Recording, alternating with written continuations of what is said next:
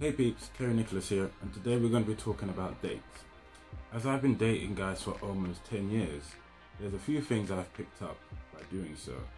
Also, as some of my friends also date, I have gained quite the knowledge of the do's and don'ts of dating. Getting a date can be easy or hard. I once thought that it was hard getting a date, but when I look back at the amount of dates I've had in the last year, it's quite an impressive number. However, as I said before, the offers of NSA is quite numerous, so it actually can be hard to get a date for non-sexual purposes. I'm a firm believer in standing for what I believe in, so if you're asking me out, ask me out for a date and not for sex. There are so many different ways you can have a first date. The classic way I like to have my first date is usually meet for a coffee or drink, then spending an hour or so just getting to know the person I'm on a date with. This is simplistic and it doesn't commit to too much. This allows me to see if someone can at least hold a conversation and find out if the person I've been talking to is exactly the same person that is sitting in front of me. What I like about this kind of date is it doesn't have to last longer than one drink. However, if things are going in a good direction, it gives you the chance to have another drink or three, or even extend your afternoon into an evening or a night into a late night. I like movies. I like them a lot, and that's why when I get asked out on a movie date, it's really good. This one though, I would admit, is for the more conversational, conscious people, as you won't be talking much through the movie, but afterwards it gives you a very sturdy topic to talk about afterwards. It can even get more interesting if you both have very different opinions on what you thought about the movie. Of course, there's a limitation to this. If you don't like movies, this wouldn't be the ideal date for you. If you do like movies, there's a very high chance of both of you not sharing the same kind of taste in films. So usually there will have to be some kind of compromise, and if you're both able to compromise, it's a great start to a relationship.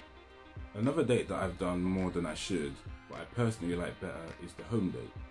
As I love to cook and bake, I love inviting someone into my home and giving them a nice evening, to which I like to impress people with my excellent kitchen skills, while at the same time offer my own homemade cocktails and various use of my entertainment collections. I like this date because it allows me to impress people and makes things a whole lot more intimate. There's something about someone coming into your space and seeing your personality everywhere. This also allows you to see what people have on display in their homes and how they display it when they're expecting company.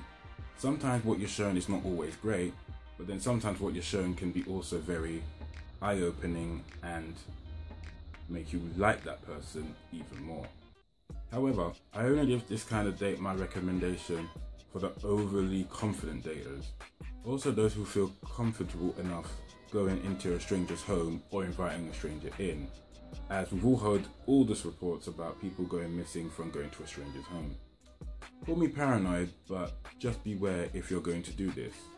Or if you have very nosy roommates. And I mean you, bitches. As in all my other posts, I've talked about sex in some shape or form. And why would today be any different? Do you have sex on the first date or second, or do you follow that old rule where you have sex on the third date? And the answer is, I don't know. I can say that when I've had a first date, I can't necessarily say that someone hasn't slept over, but I can safely say that sometimes, usually, nothing happens. All I can say is, be comfortable with what you're comfortable with. If you want to, do it. If they want to and you don't want to do it, don't do it. Just be comfortable in doing whatever it is you want to do.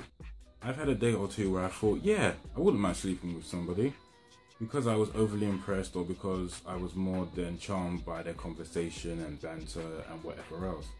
But since I wanted to see where things were going, I decided not to sleep with them. And in the long run, it has worked out and hasn't worked out in some cases. And I've even had guys agreeing with not doing it because it might seem a little bit more special if we waited. So, depending on what you want out of the situation, if you want something more long term, just think about it, because sometimes just hopping into bed with someone can really give very mixed signals. As I'm a serial dater and I've had many dates in the last year, I like to think I know how to date successfully and how to date unsuccessfully.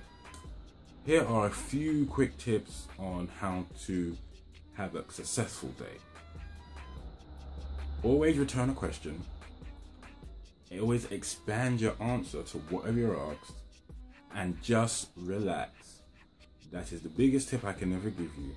The amount of times I've had friends just freaking out about a date and they always ask me, what do? I just tell them, just breathe and relax. And believe me, just doing that will help you out tenfold. Like this video if you like dating or are currently dating successfully.